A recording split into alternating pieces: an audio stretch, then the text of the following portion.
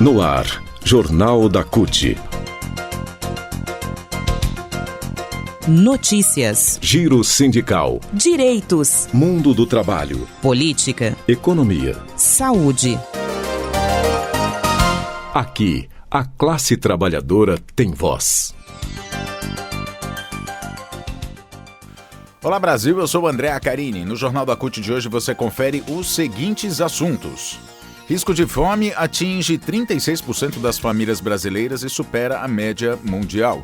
Com salário congelado há 4 anos, servidores federais buscam diálogo com o governo. Consultoria de militares que propôs acabar com o SUS ganhou R$170 mil da Codevasf. Receita libera a consulta para o primeiro lote de restituição do imposto de renda. Rádio CUT. Aqui a classe trabalhadora tem voz. O Jornal da CUT começa hoje falando sobre a consulta ao primeiro lote de restituição do Imposto de Renda Pessoa Física 2022, que já está liberado pela Receita Federal para mais de 3.380.000 contribuintes. Mas o valor vai ser devolvido, creditado em conta corrente, informada na declaração, no dia 31, próximo dia 31 de maio. No valor total vão ser restituídos 6 bilhões e 300 milhões de reais aos contribuintes que têm prioridade legal, sendo 226.900 idosos acima de 80 anos, 2.305.000 entre 60 e 79 anos e quase 150 mil contribuintes com alguma deficiência física ou mental ou moléstia grave. Ainda 702 mil cuja maior fonte de renda seja o magistério. Além disso, o lote contempla também restituições residuais dos exercícios anteriores, de outros anos. E dá para conferir se você está contemplado nesse primeiro lote, né, acessando a página da Receita Federal na internet. O endereço é gov.br/Receita Federal. Aí é só clicar em Meu Imposto de Renda e em seguida consultar a restituição. A página apresenta as orientações e os canais de prestação do serviço, permitindo consulta simplificada ou completa da situação da declaração por meio do extrato de processamento, que é acessado no ECAC. Se identificar alguma pendência na declaração, o contribuinte também já vai poder retificar o documento. Aliás, a Receita tem também um aplicativo, né, que está disponível para tablets e smartphones, que possibilita consultar diretamente nas bases as informações sobre a liberação das restituições. A restituição é feita diretamente na conta bancária informada na declaração. Caso o crédito não seja realizado por algum motivo, como conta desativada, os valores ainda ficam disponíveis para resgate por até 1 ano no Banco do Brasil.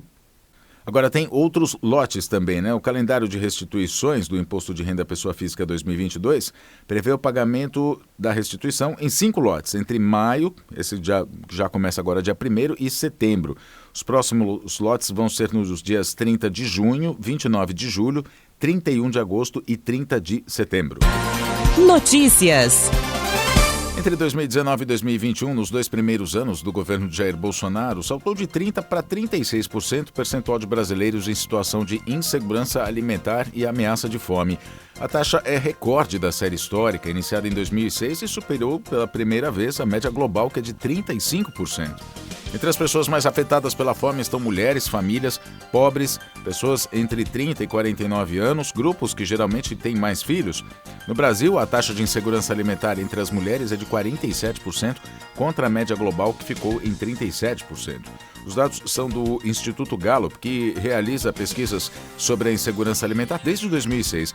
Este ano foram feitos questionários em 160 países. No Brasil, os dados foram analisados pelo Centro de Políticas Sociais do FGV Social, a Fundação Getúlio Vargas. No ano passado, entre os 20% mais pobres, 3 em cada 4 brasileiros, 75%, disseram que faltou dinheiro para comprar comida nos últimos 12 meses. Em todo o mundo, o percentual de mais pobres entrevistados que afirmou não ter renda para comprar alimentos foi de 48%. Em 2019, veja só, 48% média mundial. Aqui no Brasil, 75%. Em 2019, a taxa de insegurança alimentar nas classes de baixa renda era de 53%. O diretor da FGV Social, Marcelo Neri, em entrevista à Folha de São Paulo, se disse impressionado com o aumento abissal da desigualdade de insegurança alimentar. Entre os 20% mais pobres no Brasil, o nível de insegurança alimentar é próximo dos países com as maiores taxas, como o Zimbábue, que é de 80%. Já o coordenador da Rede de Pesquisas em Soberania e Segurança Alimentar Nutricional, a Rede Pensan, Renato Maluf, disse ao repórter da Folha que todos os fatores que mantinham os níveis elevados de fome entre os brasileiros se agravaram no ano passado e seguem em deterioração este ano. Além disso, ele destacou que não tem política de governo estruturada para combater a fome. Direitos. Com salários congelados há 4 anos, os servidores públicos federais buscam sem sucesso um caminho para poder negociar a reposição das perdas com a inflação nos 3 primeiros anos do governo de Jair Bolsonaro. O Sérgio Ronaldo da Silva, que é secretário-geral da Confederação Nacional dos Trabalhadores no Serviço Público Federal, a CONSEF, diz que os funcionários públicos não estão pleiteando nada, apenas a correção da inflação no período, que é de 19,99%. E quando o brasileiro vai ao posto de gasolina, ao shopping, ao supermercado, não tem desconto para o funcionalismo com salário defasado, porque os salários estão congelados há 4 anos. Ele diz, pagamos o mesmo preço, né? Mais cedo, o ministro da Economia, Paulo Guedes, havia afirmado ao Fórum Econômico Mundial, isso na quarta-feira, dia 25, né, que o único aumento ao funcionarismo que cabe no orçamento é de 5%, correspondente à inflação do ano, medida até agora. E voltou a citar a Polícia Federal, a Polícia Rodoviária Federal e o Departamento Penitenciário para dizer que o governo privilegia essas categorias em caso de reajuste. Na quinta-feira passada, dia 18, os principais fóruns do funcionalismo federal, o Fórum das Entidades Nacionais dos Servidores Públicos Federais, o Fórum Nacional Permanente das Carreiras Típicas de Estado, né, a FONASEF e a FONACAT, respectivamente, pediram uma audiência com os presidentes do Senado, Rodrigo Pacheco, e da Câmara, Arthur Lira, para discutir a recomposição salarial. Ainda não teve resposta. A expectativa é que o encontro aconteça no próximo dia 31, data em que vai haver um grande ato em Brasília para pressionar o governo, o Supremo Tribunal Federal e o Congresso. Notícias. Essa semana um assunto foi muito comentado na mídia e nas redes sociais, que foi uma tal de proposta, né, dos militares de governar o Brasil até 2035, e entre essas propostas estão o pagamento, né, de mensalidades para universidades públicas e também para o SUS, é isso mesmo. Agora, o Instituto Sagres, que é uma das organizações militares que ajudaram a elaborar esse chamado projeto de nação, que defende o fim do SUS e das universidades públicas, pressupondo a permanência dos militares no poder até 2035, recebeu R$170 mil da Companhia de Desenvolvimento dos Vales do São Francisco e do Parnaíba, Codevasf, em junho de 2021. Né? A revelação foi feita pelo repórter Paulo Motorim, do Brasil de Fato.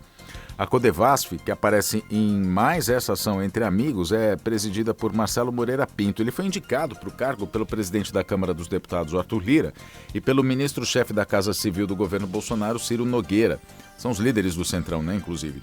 Desde que foi ocupada pelo Centrão, a Codevasf se envolveu em várias denúncias de corrupção, entre elas a venda superfaturada de veículos compactadores de lixo, a compra de kits robótica para escolas sem internet e sem água de Alagoas, e ainda o Bolsolão do Asfalto. Uma construtora com sede em Imperatriz, no Maranhão, ganhou todas as licitações, inclusive em estados onde não atuava, concorrendo sozinha ou com empresas de fachada registrada em nome do irmão dos sócios.